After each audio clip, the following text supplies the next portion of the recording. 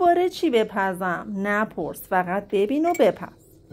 تکه های مرغمون رو با نمک آغشته میکنیم و حسابی ماساژشون میدیم که کاملا تمام قسمتاش طعم نمک رو به خودش بگیره. بعد از اینکه ماساژشون دادیم 2 لیوان آب بهشون اضافه میکنیم و بهشون استراحت میدیم. 2 تا سیب و 2 تا هویج داریم که سعی میکنیم برش های هم اندازه و مستطیل شکل بهشون بدیم. سیبمون هم خراب در اومد. یه سیب دیگه برداشتم و برش های شبیه برش من بهشون میدیم. من به خاطر اینکه سیب قبلیم که خراب بود بزرگ بود مجبور شدم 2 تا سیب کوچیک به جاش اضافه کنم.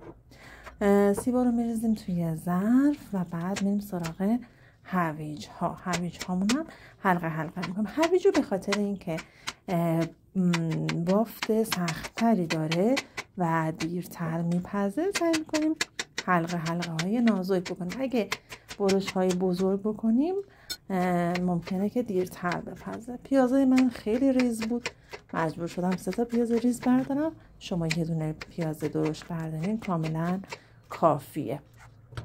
حالا موادمون رو داخل ظرف ایر فرایر میذاریم. ابتدا سیب، هویج و پیازمون رو میریزیم توی ایر فرایر. نمک، زردچوبه و فلفل بهش اضافه میکنیم و روی اون رو مقداری روغن میذاریم. آویشن، زنجبیل، هر ادویه‌ای که دوست دارین میتونین اضافه کنین. پودر سیر ممکنه دوست نداشته باشن همه. هر ادویه‌ای که به ذائقتون میخوره رو اضافه کنید، ولی خب پودر سیر خیلی خوشمزه‌اش میکنه. روغن پاشی میکنیم و میذاریم داخل ایر فرایر. روی درجه سیب زمینی میذاریم که بپزه.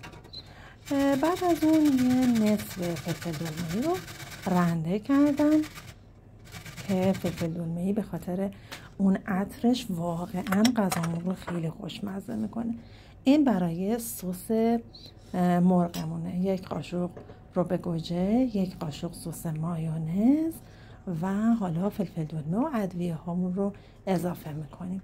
بازم هر ادویه که دوست داشتین، نمک، فلفل، زردچوبه، سیر، خود سیر رو اگر رنده کنیم، یعنی دوست داشته باشین رنده کنین و بریزین، خیلی عالی میشه. پول بیبر، پاپریکا، کلا ادویه ها به مرغمون باعث میشه که هم بوی اون زخمی که داره رو بگیره و همین که فوق العاده مرغمون رو خوشمزه میکنه. و اون سس مایونز اون چربی رو به مرغمون میده و باعث لذیذتر شدن مرغمون میشه. حالا این مرغمون رو که توی آب بود از آب در میاریم، با دستمال حسابی خشکشون میکنیم. دیگه طعم نمک رو گرفته، یعنی خود گوشت مرغمون اون طعم نمک رو داره. حسابی خشکشون میکنیم و بعد از اون مواد رو بهشون اضافه میکنیم. دوستای خوبم، اگر تا الان پستای من به دردتون خورده و دوست داشتین، حتما من رو لایک، سابسکرایب بکنین و علامت زنگوله رو بزنین که پستای جدید براتون بیاد.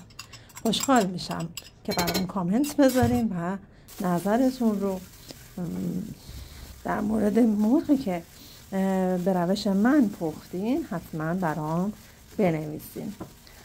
مرغمون رو حسابی ماساژ میدیم. بهتره که چند تا برش روی مرغمون زده بشه که من فراموش کردم. حالا دیگه سیبامون تقریبا نیم پز شده. ببینید بچه‌ها، نمیخوایم سیبا کاملا بپزه. سیبا نیم پز شده. فلفل دلمه‌ای روش میذاریم، چون فلفل دلمه‌ای اگه از اول میذاشتید فلفلو میسوخت، به خاطر همین الان میذاریم. و مرغامون رو میچینیم روش. بعد روغن پاشی میکنیم و میذاریم رو درجه مرغ که پخته بشه.